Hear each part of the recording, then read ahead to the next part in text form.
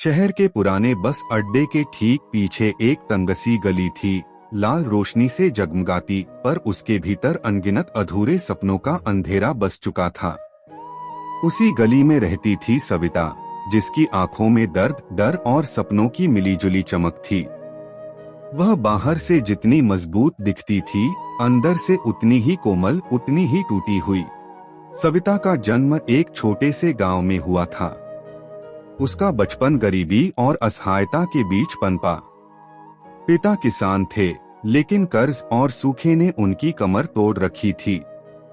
घर में अक्सर 2 वक्त की रोटी तक मुश्किल से मिलती थी। माँ बीमार रहती थीं, दवाइयों के पैसे भी मुश्किल से जुट पाते थे। ऐसे हालात में सविता ने बहुत छोटी उम्र में ही समझ लिया था कि जिंदगी किसी परीक्षा जैसी आसान नहीं होती। एक दिन पिता का अचानक देहांत हो गया। घर की नींद भी जैसे हिल गई। माँ की हालत और कमजोर होती गई। सविता पर अचानक घर संभालने की जिम्मेदारी आ गई। नौकरी की तलाश में वह शहर पहुंची, पर बिना पढ़ाई और बिना किसी पहचान के उसे काम मिलना लगभग असंभव था। कई जगहों पर उसने बर्तन मांजे, कपड़े धोए, लेकिन इतने पैसों से माँ की दवाइयाँ और घर का खर्च नहीं चल पाता था। इन्हीं संघर्षों के दिनों में उसकी मुलाकात एक औरत शांता दीदी से हुई। शांता दीदी ने उसे बताया कि वह एक काम करके अच्छा पैसा कमा सकती है। सविता ने शुरू में इनकार किया, पर जब माँ की हालत बिगड़ती गई और अस्पताल ने दवाइयों के बिना हाथ खड़े कर दिए, तब उसने मन मारकर इस राह पर कदम रख दिया। उसकी पहली रात जिसे शायद उसने कभी सोचा भी नहीं था। सिर्फ शरीर नहीं, उसकी आत्मा, उसकी मासूमियत, उसकी पहचान, सब कुछ जैसे टूटकर बिखर गया था। वह पूरी रात रोई थी, लेकिन सुबह उसे दवा के पैसे देने थे, और यही सोचकर उसने खुद को संभाला। धीरे धीरे महीने बीतते गए। सविता की माँ की हालत कुछ सुधरी, लेकिन किस्मत को कुछ और ही मंजूर था। एक रात भारी बारिश के बीच माँ ने दुनिया छोड़ दी। उस दिन सविता ने महसूस किया कि उसका सबसे बड़ा सहारा चला गया। अब वह किसी के लिए नहीं, सिर्फ खुद के लिए जी रही थी, और यही उसे अंदर तक बदल रहा था। उन गलियों में कई तरह के लोग आते थे, कुछ क्रूर, कुछ लालची, कुछ जालिम, लेकिन कुछ ऐसे भी थे जो इंसानियत को समझते थे। इन्हीं में से एक था रघु, जो पास के गैराज में काम करता था। वह हमेशा सविता को इज्जत से देखता था। अक्सर वह उसकी दुकान के पास से गुजरता और मुस्कुराते हुए कहता, जीवन जितना कठिन लगता है, उतना होता नहीं। समय बीतने पर सविता ने महसूस किया कि वह हमेशा इस अंधेरी गली में नहीं रहना चाहती।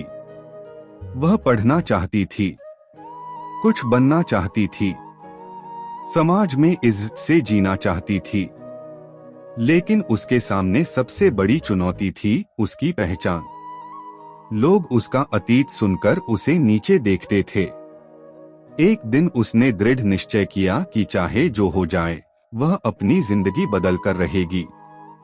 उसने रात में काम के बावजूद दिन में खुलने वाली एक एनजीओ में जाना शुरू किया, जो महिलाओं को सिलाई और ब्यूटिशियन का काम सिखाता था।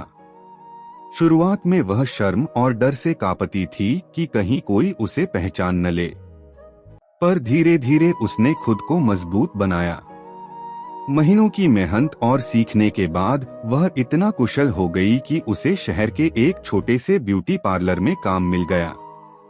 यह उसकी जिंदगी का पहला ऐसा काम था जहां उसे अपने अतीत को छुपाना नहीं पड़ा, जहां उसे सिर्फ उसके हुनर से पहचाना गया। पार्लर की मालकिन रीता मैडम ने उसकी मेहनत देखी और उसे आगे बढ़ने में बहुत मदद की। एक दिन उन्होंने कहा, सविता, इंसान का अतीत चाहे जो हो, उसका भविष्य उसी के हाथ में होता है। याद रखना, तुम बहुत काबिल हो। सविता के मन में वर्षों से बंद एक दरवाजा जैसे अचानक खुलने लगा। धीरे धीरे उसकी जिंदगी में उजाला बढ़ने लगा। वह पार्लर में सबसे ज्यादा मेहनत करती, ग्राहकों से बहुत प्यार से पेश आती और कुछ ही समय में उसका नाम वहां मशहूर हो गया। लोग अब उसे सविता दीदी कहते, सम्मान के साथ। एक दिन रघु पार्लर के बाहर उससे मिला और बोला, मुझे पता है तुमने कितना संघर्ष किया है, तुम्हारी हिम्मत को सलाम। सविता पहली बार अपने अतीत को शर्म से नहीं, गौरव से पिरोकर देख रही थी, क्योंकि वह जान चुकी थी इंसान उसके किए हुए काम से नहीं बल्कि उसके बदले हुए कदमों से पहचाना जाता है। कई साल बाद उसने अपना खुद का छोटा सा पार्लर खोला, Nai Roshni beauty and training centre, जहां वह उन महिलाओं को मुफ्त में प्रशिक्षण देती थी जिन्हें समाज ने ठुकरा दिया था या जिन्होंने जीवन में बहुत दर्द सहा था। वह अक्सर लड़कियों से कहती, हमारा जन्म हमारी नियति नहीं तय करता, हमारी हिम्मत और मेहनत करती है। आज सविता उस गली से बहुत दूर निकल चुकी है, लेकिन वह यह नहीं भूलती कि उसने कहां से शुरुआत की थी। वही दर्द, वही संघर्ष उसे और मजबूत बनाता है। उसने अपनी जिंदगी में बहुत कुछ खोया था, मगर उसने सबसे महत्वपूर्ण चीज पाई, आत्मसम्मान। उसकी कहानी इस बात का प्रमाण है कि बदलाव सिर्फ चाहने से नहीं, हिम्मत, मेहनत और उम्मीद से आता है।